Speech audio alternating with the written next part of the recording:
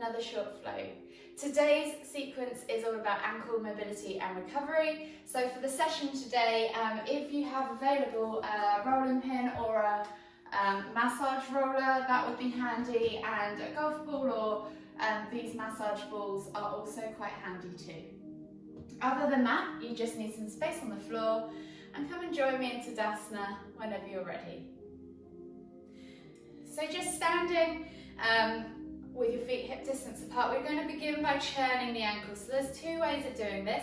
You can either stand on one leg and just rotate the ankle in several directions that way, or you can put the toes face down, so toenails down on the mat, and churn the ankle that way for more of a full foot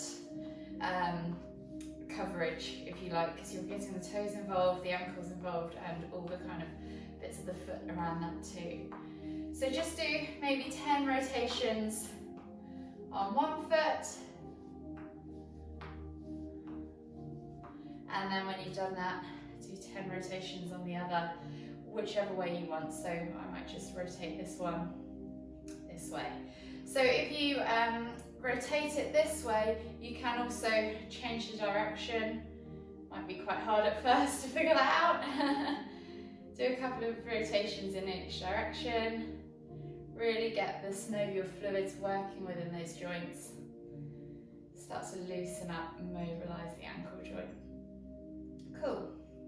So once you've done that, this is where your rolling pin will come in handy. So you could do this seated at your desk, or you could do it standing like I'm about to show you now. You're just simply going to place the ball of your foot on that rolling pin and just roll underneath the foot, massaging out underneath all those ligaments and tendons there that quite often get ignored. If you've got particularly tight feet, then this could be quite painful, so it's probably more of a reason to do it more often. You could do this while you're watching the TV, you could do this while you're sitting at your desk. It's really good for your feet, just to kind of get the blood flowing in all those tendons and just like let them recover a little bit. It's an area of the body that we use every day and we probably neglect the most. So once you've done that a few times on one side, switch over and do the other side.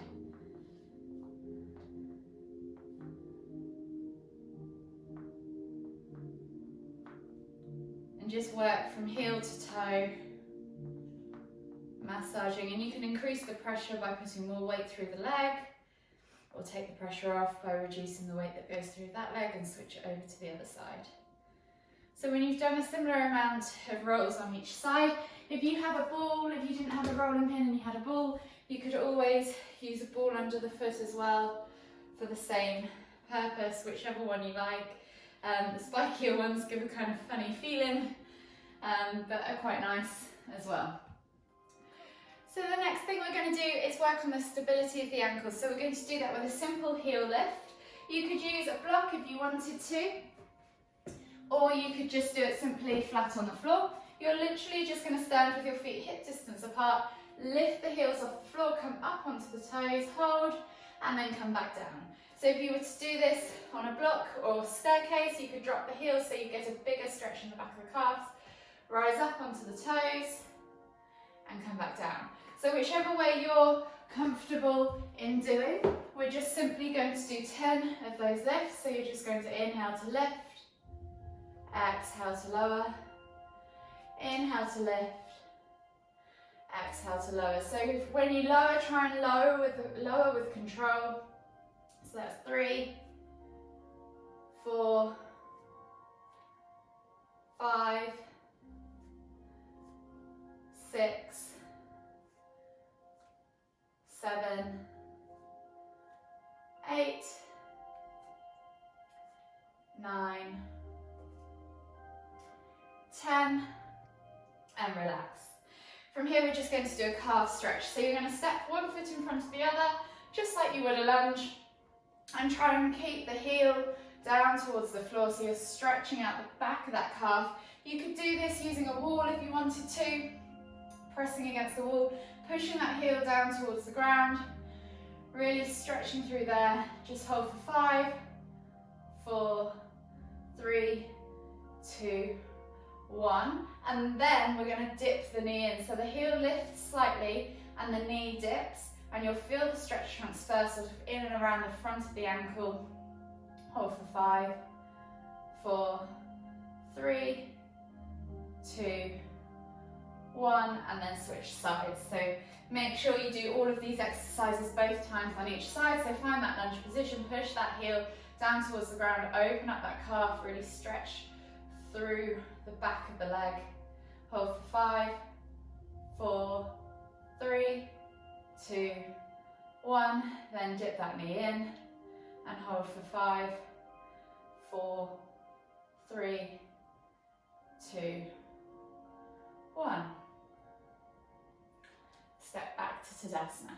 The next thing we're going to do is a couple of air squats. So the squat position with your heels flat on the floor requires ankle mobility. So try and keep your heels flat to the floor. If you struggle, again, you can grab one of these blocks and just simply rest your heels on the edges of the box. You can also try and turn your feet out. Your position with your toes will be different depending on your mobility and your range. So wherever your feet are, just take your feet out slightly wider than hip distance, and we're just going to come down into a squat and then up 10 times. Try and keep those heels on the floor. The reason we're doing dynamic movements within this sequence as well as stretching is to kind of help the mobility, but also limber into the pose as well. Warm the body up. So we're at 5, 6, 7, 8, and try and keep the chest lifted. Try and keep the tailbone towards the ground. Last one. And then exhale, come down into your Garland pose. So Garland pose is the bottom of a squat, or a Hindi squat if some might call it. Use your elbows against the inside of your knees, press your knees apart, push your hands, palms of the hands together and lift through the chest. Really try and find length in the spine. So your spine should be nice and long. I'm going to turn sideways so you can see. The tailbone should be pointing down towards the ground. You should be pulling your shoulders back and down. Eye gaze up, chest forwards. Take a nice deep breath. We're just going to hold for 5, 4, 3, 2, 1. And then you're going to release the hands and you're just going to rock from side to side in a kind of Mexican wave, so that you're kind of improving the ankle mobility and the range that way. So this might feel quite awkward for some of you.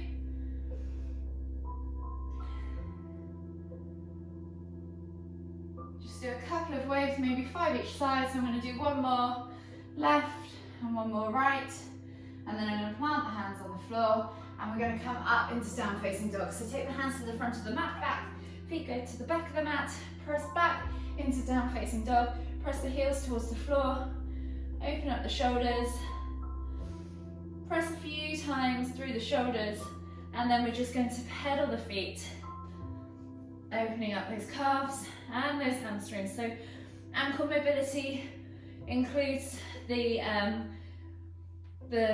kind of oh, I can't think of the word. So ankle mobility includes the care of your calves and your legs as well, and also your feet. So it's important to understand that all those things are linked. And then just come to still, pulse a few times, and then just come down onto your knees and come into hero pose. So hero pose is a really good ankle mobility or ankle stretch pose for those with tight ankles. Option 1, you can just sit back on your heels like this with your knees together, and if that is enough for you, that's fine. With any variation of hero pose, you should feel the stretch in your calf and your your quads and your ankles, not in your knees. There should be no pain in your knees at all. If your knees hurt, you can either get a block like this and put it between your heels and your bum, or come back up to the progression that you were at. So come back up or back the progression so that you release that pressure, because basically your quads are probably a little bit too tight and they're probably pulling on your knees, and that's not good for your knees. We don't want any pain. We need to release these big muscles here first and your ankles before you you start getting into the knees, and it shouldn't be a knee stretch. So from here, option 1, just sit back on your heels. Option 2, take your heels out to the side. See if you can slide your bum so that your sit bones touch the floor below. So this is a regular hero pose. Take a nice deep breath as you lengthen through the spine, chest nice and upright. Take 5 deep breaths.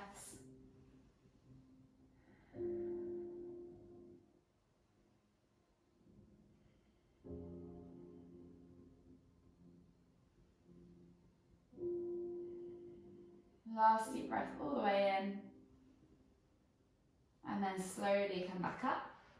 We're going to tuck the toes underneath now, and you're going to sit back on your heels. So this is a toe stretch. So you're going to sit back onto your heels. You can literally hold here still if you like, or you can include an arm stretch, or if you want to, you could rock on the toes a few times, stretching out the underneath of your feet.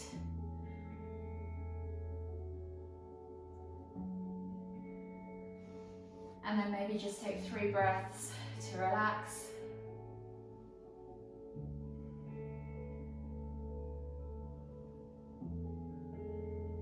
And then release the toes.